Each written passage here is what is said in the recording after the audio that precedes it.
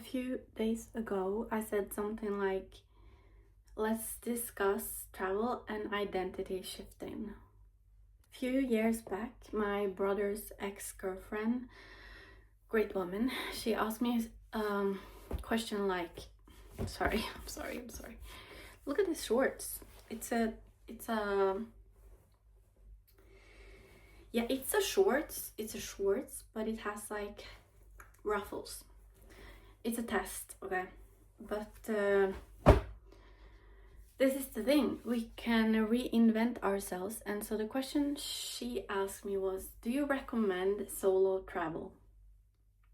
Because she knew that I had had a few trips where I went alone to other countries and I didn't necessarily know anyone there. And maybe she had also seen that changed me, or she thought that something magical will happen if you go out and travel alone, because it's being romanticized in movies and all, but maybe for good reasons. Romanticized for good reasons.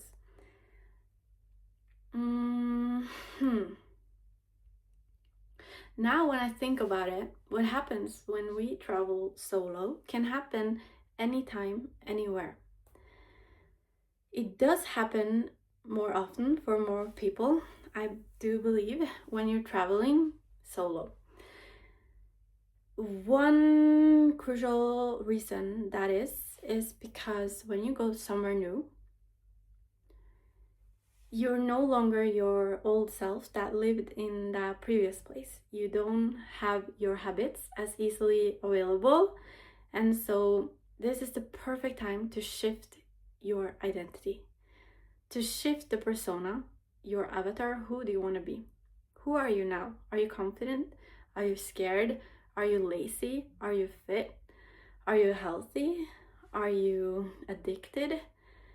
Are you rich? Are you struggling? Like, you can decide these things and start taking new choices from there, making new choices from there. We can do that. I could do that right now, like I'm doing. I lived here for 5 years without filming myself daily. And it's not that I have to do it daily, but I haven't been doing that. So one day I decided this is now what I'm going to try. I'm going to give this a chance. Yeah, but for that to happen, I had to shed an old version. So for that to happen, I had to change something inside, you know.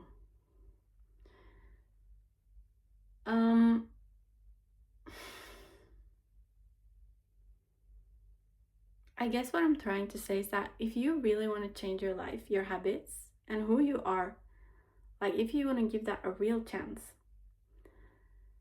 let go of everything for a moment. Because what we own, what we buy, there are triggers to doing the same thing, to staying in the hamster wheel. I don't look down upon any hamster wheel, but I'm saying we're all in our personal hamster wheel. I'm in mine, you know, even if I don't have a 9 to 5 or children or that many expectations put upon me, I tend to do that for myself. And it's funny because it's so malleable, yeah?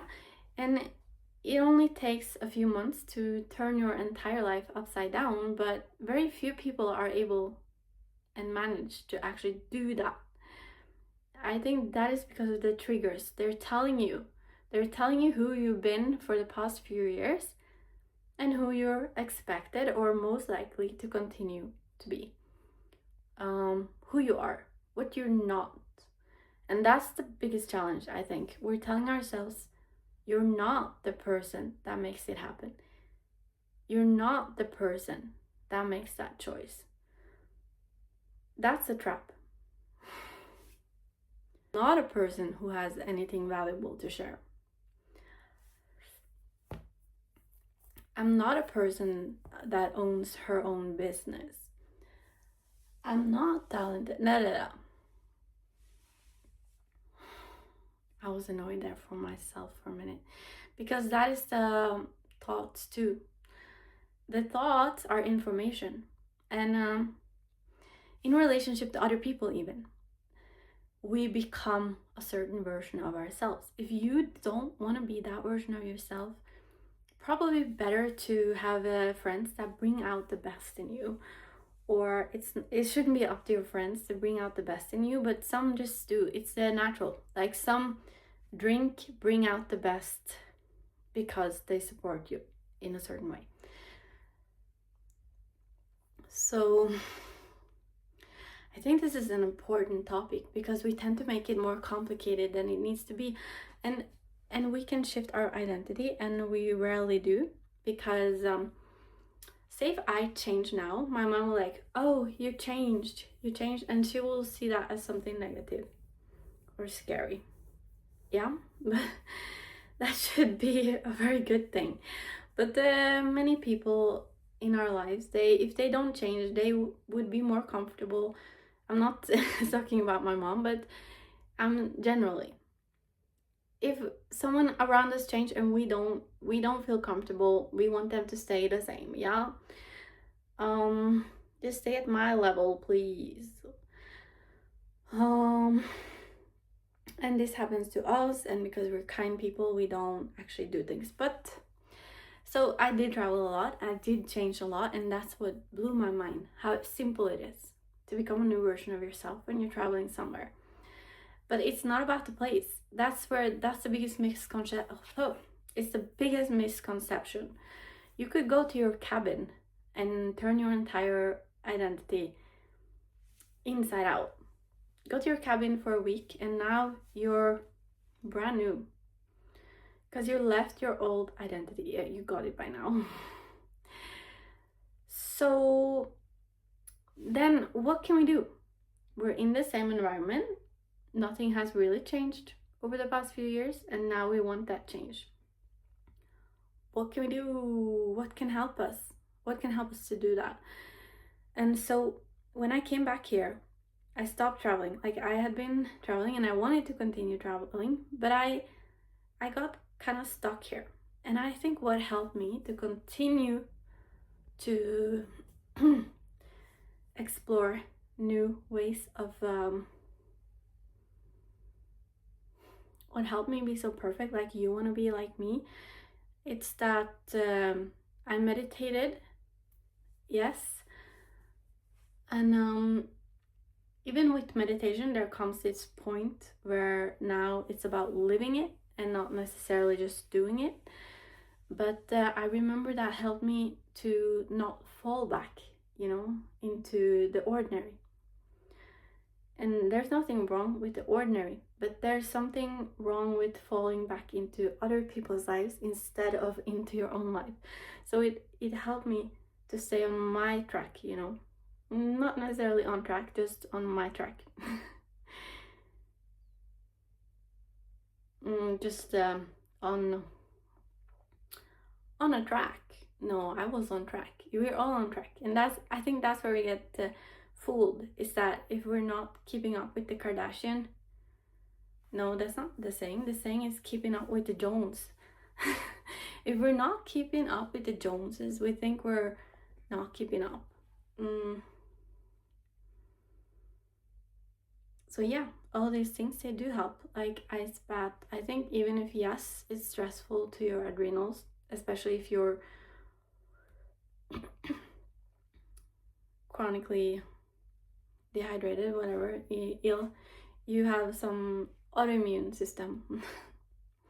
You have some autoimmune disease. Now, probably ice bath is not the perfect way to change your life. It's going to make you depleted.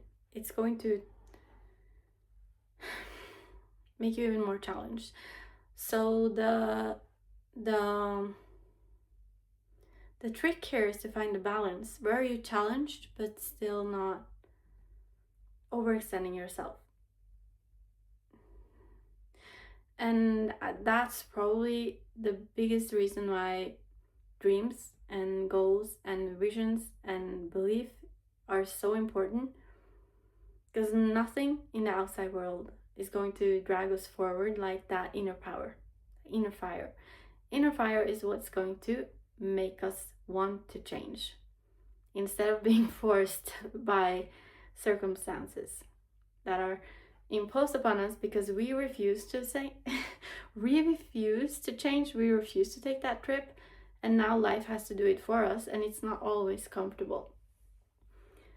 Yeah, I said my point. If you're gonna have a recap right here right now, we can change at any time, but we might need some help if we're stuck in one place, because we're creatures of habit, and it's so much easier to do what we've always done instead of breaking out of it. Yeah, but you're a dolphin, you know what I'm talking about, and you know you can sing. So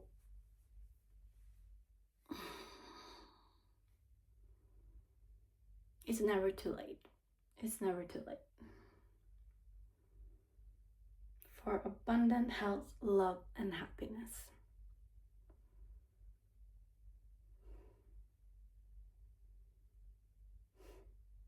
Do we make that clear?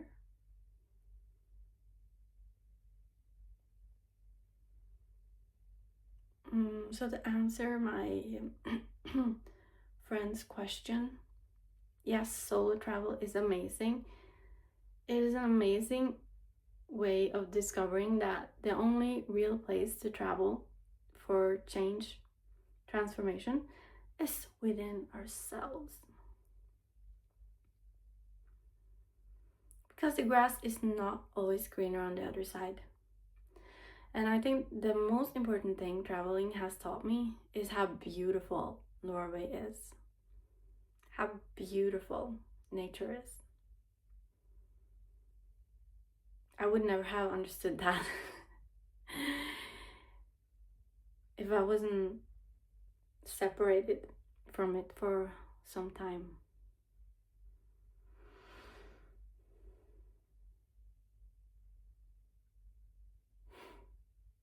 So let me know, should I or should I not make a shorts like this? Is it like is it hoey?